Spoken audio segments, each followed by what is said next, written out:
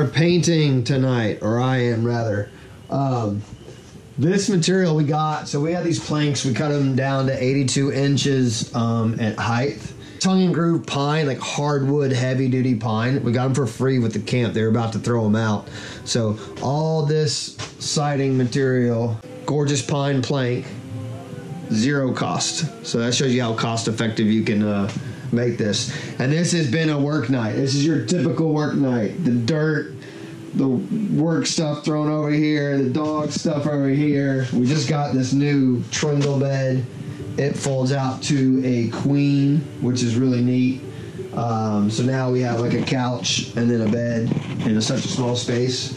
But this is how dirty it is. This is a work night, how it's been like building a bed shed. It's not too complicated. It's just more tedious work right now.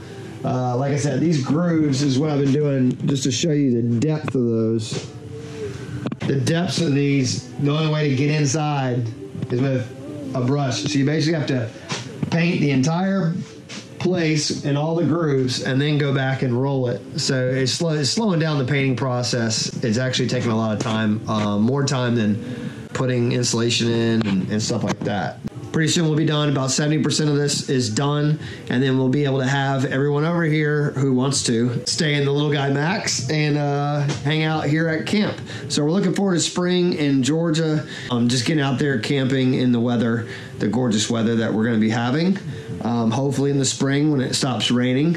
But we're just excited to have a home headquarters, and then where we can just detach, take the truck, go on a trip, come right back and not miss a beat and have a home base. It's really going to be a neat way to continue the RV tiny living lifestyle, is kind of have a small stationary living quarters and a mobile, and being able to take advantage, seeing how easy things are, spending more time, taking more weekends to actually get out there and do stuff. So no joke, in our tiny home, we are painting the white walls. The color is minimalistic.